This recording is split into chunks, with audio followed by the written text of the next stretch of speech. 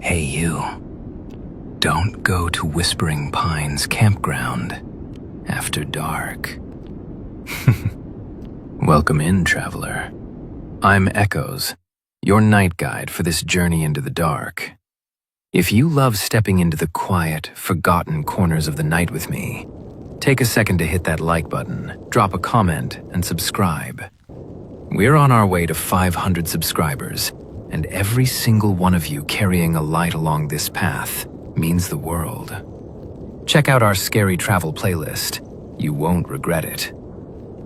Tonight, we step into the deep, suffocating woods of the Pacific Northwest, a place where an off-grid road trip turns into a living nightmare.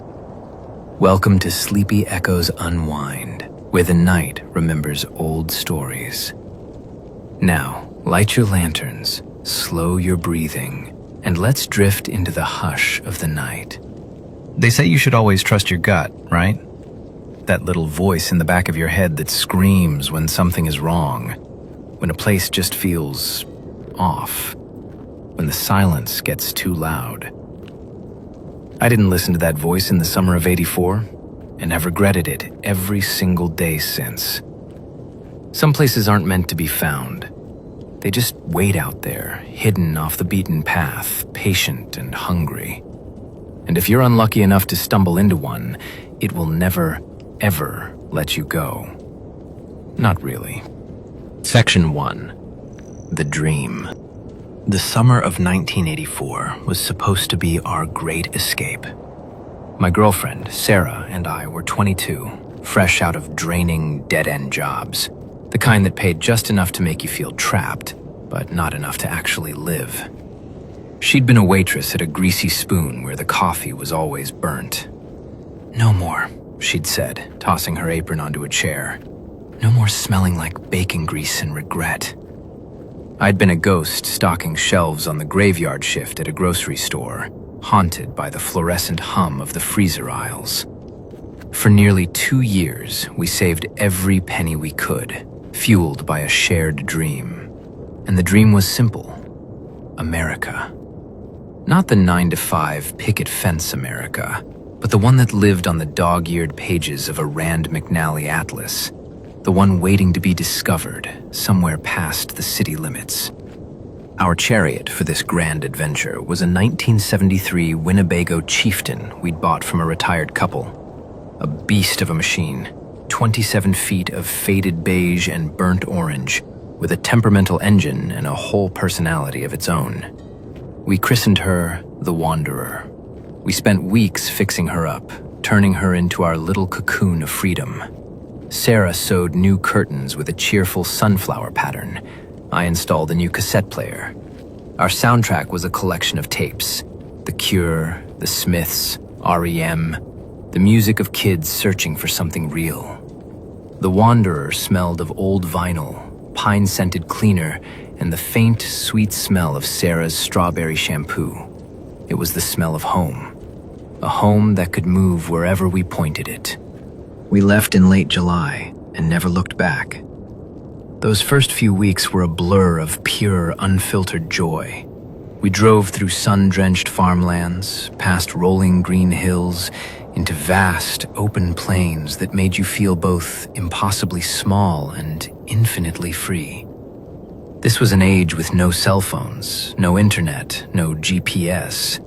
Our only guides were paper maps spread across the dashboard and whatever advice we could get from friendly strangers at dusty gas stations. We were truly, blissfully disconnected. Days were for driving with the windows down, singing along horribly to whatever tape was playing. Nights were for finding a quiet spot, cooking a simple meal on our propane stove, and talking for hours under a blanket of stars so bright they looked like spilled diamonds. We felt invincible, like adventurers in our own little story. The weight of our old lives just melted away with every mile that clicked by. We were becoming the people we were always meant to be. The world felt like it was ours. But bubbles are fragile things, and out in the deep, dark woods of the Pacific Northwest, something was waiting with a pin. What's the one road trip you've always dreamed of taking? Let me know down in the comments. Section 2. Getting lost. We were chasing the sunset west, trying to see the Pacific before summer's end. We'd just entered a huge national forest, a sprawling wilderness of ancient pines and firs that scraped the sky. The afternoon sun filtered through the canopy, painting patterns of light and shadow on the road ahead. It was beautiful, but there was a weight to it, a sense of some immense, ancient power in the woods around us. The road got narrower, more winding. Signs of civilization began to disappear.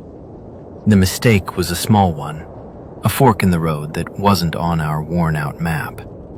"Well," Sarah said, folding the map in frustration, "the known world ends here. Which way, Magellan?" One path looked a little more traveled. The other was just cracked asphalt vanishing into a wall of green. I made a snap decision, a 50-50 guess. The road less traveled, obviously. Where's your sense of adventure? It felt more in the spirit of the whole trip.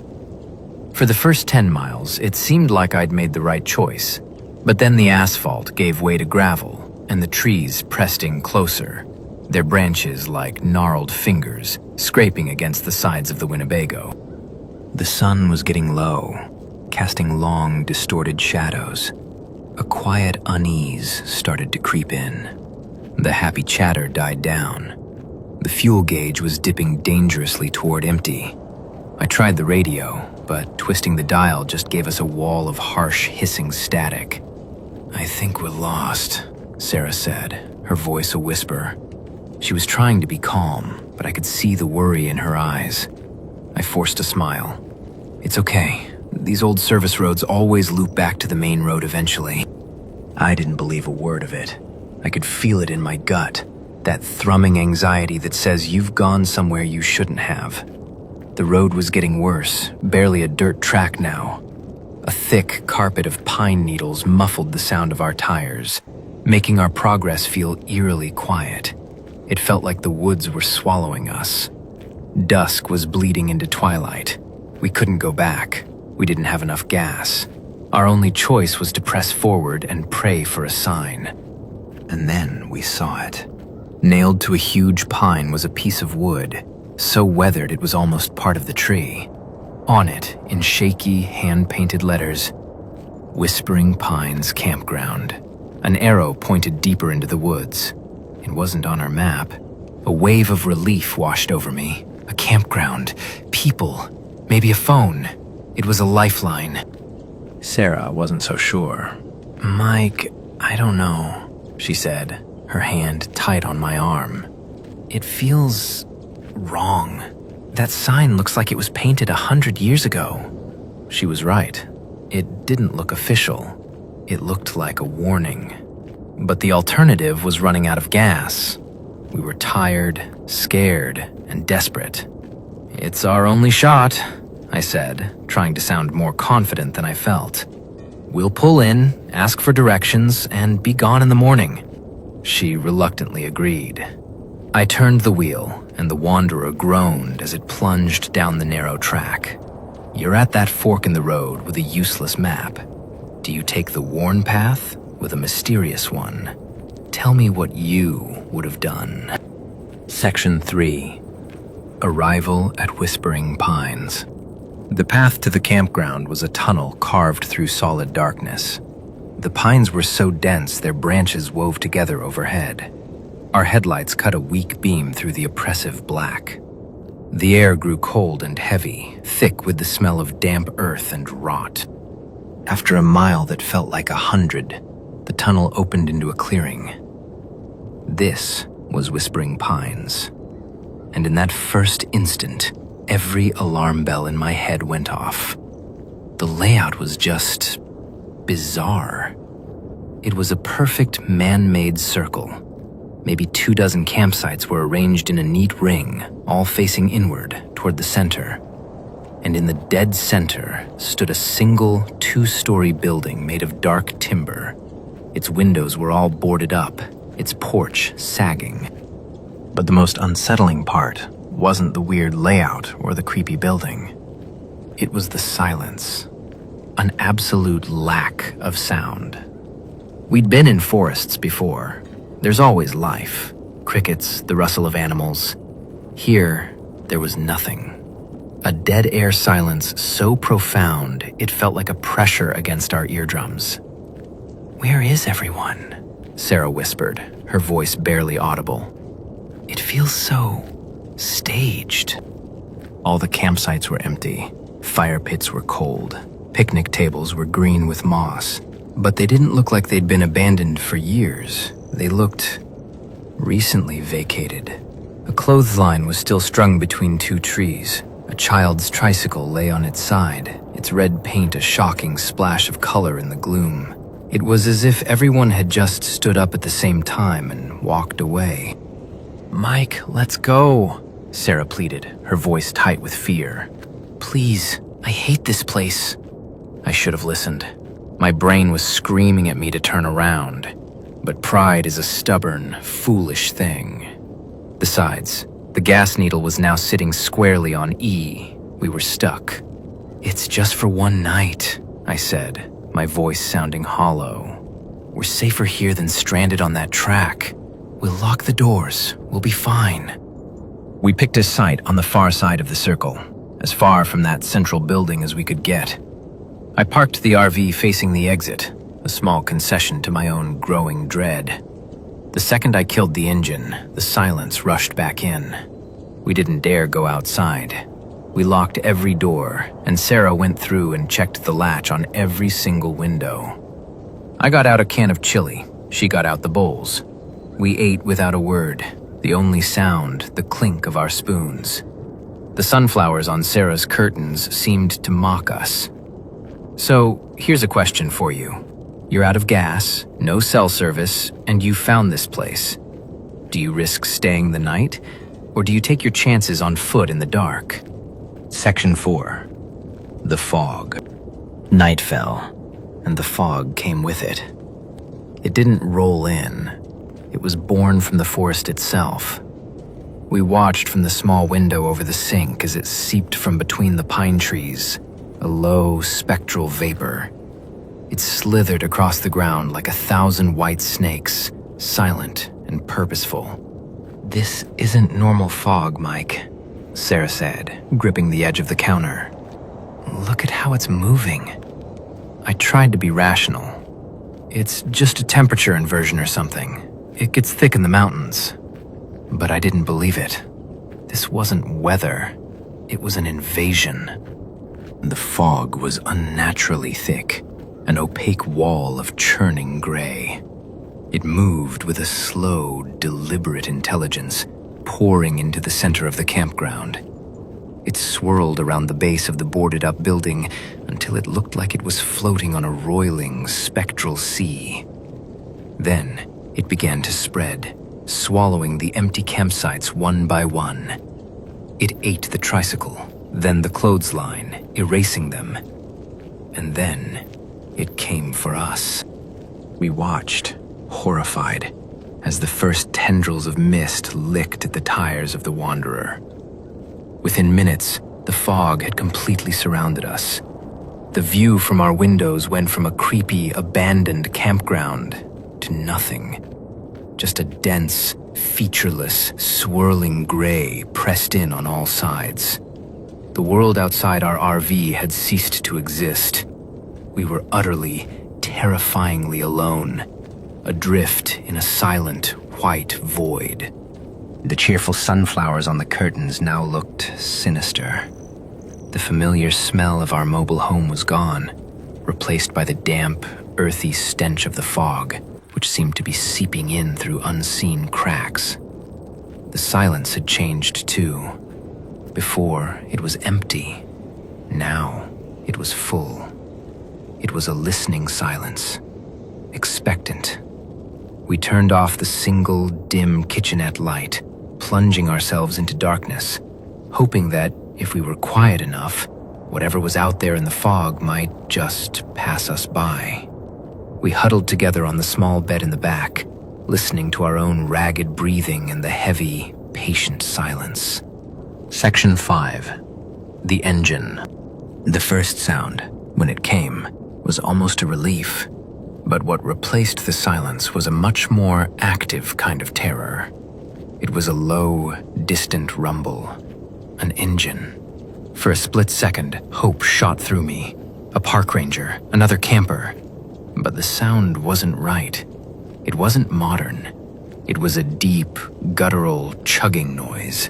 A heavy, labored rumble, like an old diesel truck that hadn't been maintained in decades.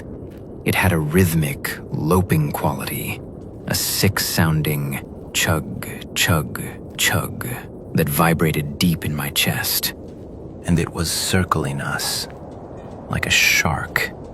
It started on the far side of the circle, a low thrum you felt more than heard. Then it grew steadily louder as it moved along the ring road, a grinding, mechanical roar tearing through the fog. It passed our campsite, so loud the windows of the Winnebago vibrated and then faded as it continued its journey. A few minutes later, the cycle began again. "What is that?" Sarah whispered, her voice trembling so hard she could barely form the words. She had her hands clamped over her ears, but you could feel the sound in your bones. "I don't know," I whispered back. "Maybe an old generator? Some farm equipment?" We both knew how weak that sounded. "Just stay quiet. Don't make a sound." I had this primal, unshakable conviction that this thing, whatever it was hunting, and we were the only prey. The circuits continued for what felt like an hour. The sound became the whole world. That rhythmic chug, chug, chug was the beat of some monstrous heart. With every pass, it seemed to get a little closer. I couldn't stop imagining what could make such a sound. Who would be driving something like that in endless circles around an abandoned campground, in a fog this thick? We weren't dealing with anything rational. I crept toward the front of the RV. I had to see. Sarah grabbed my arm. "No, Mike, don't. Please don't look." The terror in her eyes stopped me. She was right. So we waited in the dark, prisoners of sound and fog. That engine noise is circling the camp. What's the first thing that goes through your mind? What do you think is making that sound? Section 6. The headlight. After a lifetime of circling, the engine sound changed. It stopped its slow patrol. The chugging grew louder, closer, until it was right outside, right next to us. And then it just cut out. The sudden, absolute silence was a physical blow, 1,000 times more terrifying than the noise. It was out there, and it had stopped for us. We were frozen in the back of the RV, clutching each other. I was listening for a car door, for footsteps on the gravel, but there was nothing. Then came a soft, wet thump against the side of the Winnebago. We both flinched. Another thump, this time on the window itself. Sarah let out a small, strangled cry. And then, a light appeared. A single point of illumination pierced the thick, gray fog. Not the twin beams of a normal vehicle. One light, a solitary, round, sickly yellow headlight. It looked ancient. "Oh my God," Sarah breathed. "Why is it so high up?" The most horrifying thing was its position. It was a good 7 feet in the air, just floating in the fog. Unattached, unbodied. A single, disembodied, jaundiced eye staring right at us. The light didn't move. It just hung there in the mist, a malevolent, unblinking orb. We were pinned by its gaze. Then, the door handle started to jiggle. A slow rattle at first, then more violent. The metal handle clattered up and down faster and faster. Whatever was outside, whatever owned that single floating eye, was trying to get in. We scurried backward, pressing ourselves against the rear wall. I watched in horror as the flimsy lock on the door vibrated with the force of the assault. I fumbled for the heavy 4-cell mag light I kept under the sink. Sarah was weeping, silent tears streaming down her face. Then the rattling stopped. The silence rushed back in. A new sound began, a slow, deliberate scraping noise. A high-pitched screech of metal on metal coming from the front of the RV, near the driver's side door. Scrape. Pause. Scrape. Pause. My blood ran cold as I realized what it was. It was done trying the handle. Now it was just going to peel its way in. The single yellow headlight is so creepy. What do you think was attached to it? Give me your scariest theories in the comments. Section 7. The Escape. That methodical scraping was the sound of our doom. The sound of something that knew it had all the time in the world. The fear was suddenly eclipsed by a surge of pure, primal adrenaline. We were going to die in this tin can if we didn't do something. We had to run. "Sarah," I whispered, my voice a dry crackle. "We have to go. Now." She looked at me, her eyes wide with a terror so deep it was almost catatonic. "Go where?" she mouthed. "The front," I whispered back, my mind racing. "Get to the driver's seat. I'm going to start it, and I'm just going to drive." It was an insane plan, but staying put was no longer an option. She nodded. The crawl from the back of the RV to the front seats was the longest journey of my life. We stayed on our hands and knees, below the windows. The scraping was louder now, more frantic, punctuated by a sharp pop as metal began to bend.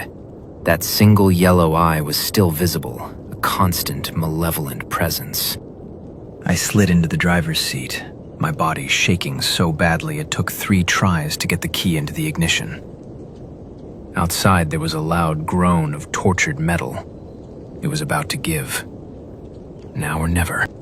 I took a deep breath, said a prayer, and turned the key. The Wanderer's old V8, usually so reluctant, seemed to understand. It sputtered once, coughed, and then roared to life. For a single heart-stopping second, the scraping outside stopped. I didn't hesitate. I slammed the gear shift into drive and stomped on the accelerator. The RV lurched forward.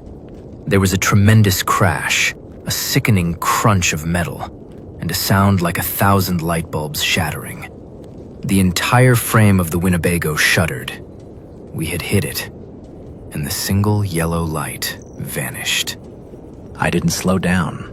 I just kept my foot floored, driving blind into the fog. We were off the path now, aiming for where I thought the exit was. We crashed through a picnic table.